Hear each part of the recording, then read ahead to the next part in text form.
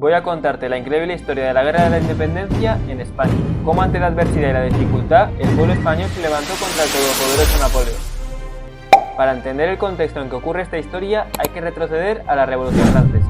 Es 1789 y el pueblo francés, harto de la gestión de su monarquía, acaba con sus reyes y proclama los principios de igualdad, libertad y fraternidad bajo la influencia filosófica de pensadores como Rousseau, Voltaire o Montesquieu.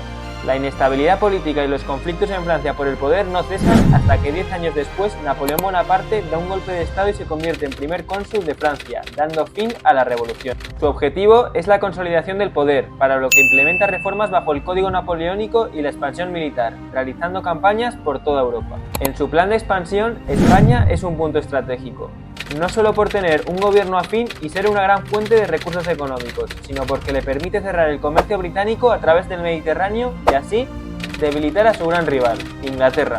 Por su parte, en aquellos tiempos, España se caracteriza por su debilidad política y económica. El gobierno débil y corrupto de Carlos IV y el impacto de la Revolución Francesa influyeron en la política del país. Era común que el rey dejara la administración del país a personajes como el conde de Aranda, Florida Blanca o Manuel Godoy.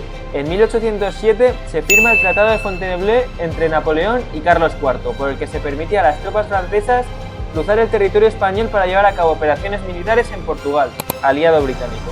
La presencia de tropas francesas provocó el descontento del pueblo español y parte de la nobleza, quienes veían en Manuel Godoy, líder del gobierno, un afrancesado y sobre todo un traidor. Esto desembocó en el motín de Aranjuez al año siguiente, que culminaría con la abdicación del rey Carlos IV en favor de su hijo Fernando VII. Entretanto, y aprovechando la confusión, Napoleón se adentra en España. Se produce el decreto de Bayona, por el que se obliga a Fernando VII a abdicar en favor de Napoleón, quien rápidamente trató de instaurar el Código Napoleónico en el país, realizando reformas políticas y administrativas y suprimiendo a la Iglesia con medidas anticlericales. Pronto instauró a su hermano José Bonaparte como rey de España, a quien rápidamente se conoció como Pepe Botella por su afición al vino. El 2 de mayo de 1808 todo explotó. El llanto del infante Francisco de Paula, cuando era escoltado fuera del palacio para llevarlo a Bayona, llamó la atención de los observadores, y rápidamente la voz de que estaban secuestrando al infante se corrió por todo el pueblo.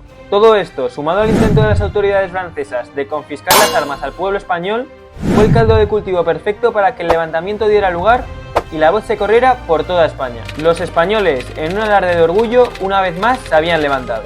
Personajes como Manuela Malasaña, la joven costurera que hizo frente a los franceses, el tío Camuñas, Andrés Torrejón, Francisco de Paula Sanz, los capitanes Daoiz y Velarde y el teniente Ruiz son los nombres de los héroes que defendieron España de la invasión francesa. La guerra de guerrillas se hizo común en toda la península, haciendo la vida imposible a las tropas francesas. La batalla de Bailén, el 22 de julio de 1808, supuso un punto de inflexión en la guerra de la independencia española. Marcó la primera derrota significativa de las fuerzas francesas en la guerra. Dupont, una de las manos derechas de Napoleón, fue derrotado por el general Castaño. Como anécdota, después de la rendición, Dupont fue a entregarle su sable, símbolo de numerosas victorias, al general Castaño.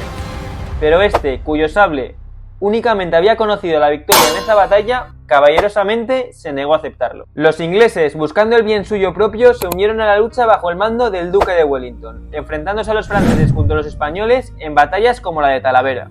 Napoleón tuvo que tomar medidas y después de sufrir algunas derrotas iniciales lanzó una ofensiva para retomar el control de España. La guerra de guerrillas, sin embargo, fue imposible de solventar para las tropas napoleónicas, que con el paso del tiempo cada vez se veían más diezmadas. Esto, sumado a que España no era el único frente abierto que tenían los franceses, impidió a Napoleón dedicar todas sus fuerzas a recuperar el dominio en tierras españolas. La victoria española junto a los aliados ingleses en la batalla de Salamanca contribuyó a la retirada de las tropas francesas en 1814. Ese mismo año, el Congreso de Viena reconoció a Fernando VII como rey de España.